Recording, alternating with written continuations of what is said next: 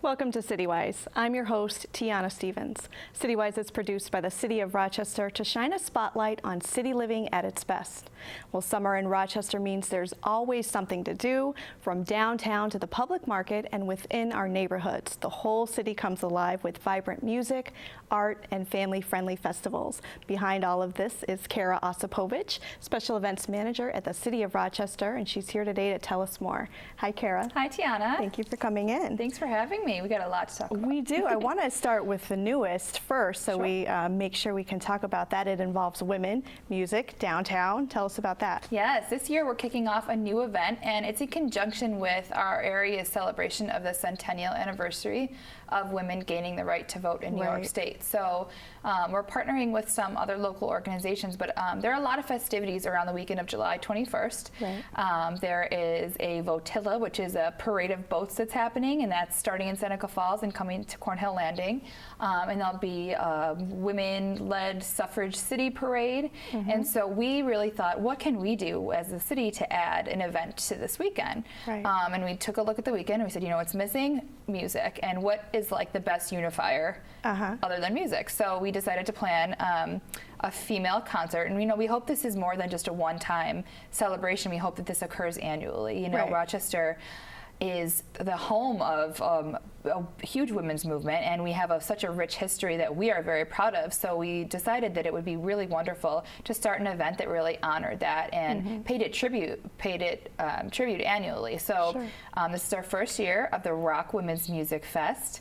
And headlining this year, we have Joan Osborne, Michelle Ndegi at cello, and MC Light is going to be emceeing the event and performing as well. And we actually have a couple of local women who are going to open up the show. Michaela Davis is a harpist, and she's really cool. If you haven't checked her out yet, you should Google her, find her on YouTube. She's really impressive to watch. And then Tegan and the Tweeds is a local favorite. Right. But to round out that event, we've also invited local women-focused organizations to come and set up and just, share their mission with us. And we have, turns out, a long list of women-led organizations that were eager to come and loved this concept. So they'll join us that night too. It's going to be really exciting. Those organizations that we'll expect Yeah, to sure. see. So the Girl Scouts are coming. Girls on the Run, which is an organization that's actually really cool. It teaches young grade school girls how to get into running. And running has been shown in studies to build confidence and self-assuredness and all those things that we try to teach our daughters and our young ladies. So they're coming. The Rochester chapter of NOW, the League of Voters, is coming, and so a lot of groups that are, focused on not necessarily one side of the aisle or the other, but just want to educate women and get them out there, make sure we're all voting and being active members of our society. So that's really important to us to this event. So we're honoring the past, but kind of trying to mobilize ourselves now for the future and talk about issues that are important to us too. So that's what that event is about. The talent at this event, too, has been known for having an activist type of background. So these artists have been, active in women's issues, and that's important to us. So this is a new type of crowd that's kind of coming together downtown. Who do you expect that's, to attend this event? Yeah, I think that we expect this event to be diverse because our talent is diverse, but at the same time, women in Rochester tend to stay together and, unify easily. So I think that it will be a really strong showing. Women in Rochester also mobilize each other to attend things. So we've already gotten such a great response, and women are excited, and they're telling their networks that they know to come. So I really expect folks really to have quite a regional pull for this event too. And all for just $5. Yes, $5. And we'll have, food and beverage, but all the food is women-owned food trucks, or women-operated food trucks. That's great. We're trying to just employ women at this event. Okay, and July 4th is just around the corner. One of my favorites, as you know, family-friendly event. Tell us about July 4th. So July 4th is obviously a great tradition in downtown Rochester. We have the RPO performing for free on Main Street right before we set off fireworks. And if you have not been downtown to hear the RPO do their patriotic set, it is incredibly moving. It's a beautiful set to watch. So I really invite you to come on down. Ward Stair will be conducting, and he's also great to watch if you haven't seen him yet in concert. And opening for them is the Judas Seeley Band, which is a local band. And we're happy. And then right at 10 we launch fireworks. And really any of the bridges downtown are great viewing spots for those. But if you're on the Main Street Bridge, you can hear the RPO and see the fireworks. It's pretty wonderful. Awesome. And speaking of the RPO is coming into the neighborhoods again this summer, is that right? Yeah, they are. So, I think that one of our key goals is to bring events not only downtown, but into the neighborhoods. Because we know sometimes it's hard to get downtown. It's, it's easier if we bring things to you. Sure. So the RPO Around the Town Ensemble series is one of those examples. We have one in each quadrant, and they're on Tuesdays in July. Okay. And we actually kind of partner with neighborhood organizations, and we encourage those neighborhood organizations to program around our free RPO ensemble concert. So some neighborhoods offer additional activities the night of the RPO concert to sort of make it into their own night, based on what that neighborhood is all about or what they're interested in or what organizations are nearby. So yeah. Lots of fun. Why is it so important to bring this into the neighborhood? We recognize the fact that not everybody gets a chance to go to the Eastman Theater and see the RPO. It can be expensive, and it can be, sort of a production. If you have a big family or little kids, it gets very costly, and it's just hard. Yes, scheduling. You have families are busy, and we don't want families to be without that experience in their lives, even if they're busy or they can't afford it. So these RPO ensemble concerts are really a way to provide that free entertainment to them in their own neighborhood, and it's on a weeknight, so they can literally just walk to this neighborhood park. We always have them at small little pocket park type sites. They can bring a picnic or grab some food there, and it's just a really great, easy night. And another gem is the public market, which has a ton of summer programming. What are some of the more popular events at the market? Sure. So the most popular events at the market really are Bands on the Bricks, which is a Friday night music series, and there's a different type of music each Friday. Right. And then the food truck rodeos are still on fire at the market. Right. We cannot find enough parking really for anyone, and in fact we've just recently employed the use of a city garage to help shuttle people from the garage to these events. But the rodeos are on the last Wednesday of every month, and they are, get there early is all I can say, because parking gets very challenging because everyone wants to be there. And it really is like you can go to a food truck rodeo and see half of Rochester there. It's a really good time.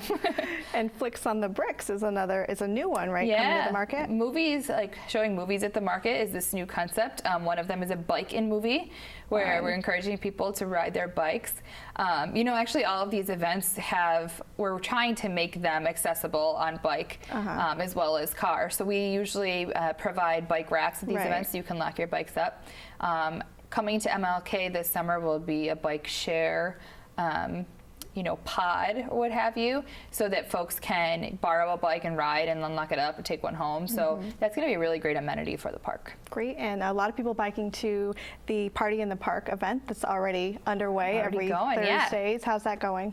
Wonderful. So we had a rainy night the first night, but been good so far otherwise. There's a season long of Party in the Parks, and we have a very strong lineup this year. We've got a lot of positive feedback that people are excited about the artists, but Party in the Park has truly become just an event that people go to whether or not they're interested in the band, because it's something great to do on a Thursday. They can grab dinner, they can have something to drink, and they're just enjoying themselves. It's just an event that no matter if you're really into the band or not, it's just a good time to go and hang out with your friends and family. Family friendly. Yeah, it's family friendly. MVP is coming back again this year to create their family zone, and it's been just really a huge enhancement to our event, and I thank MVP for their partnership in that, because we want people to be able to come with their kids to our events.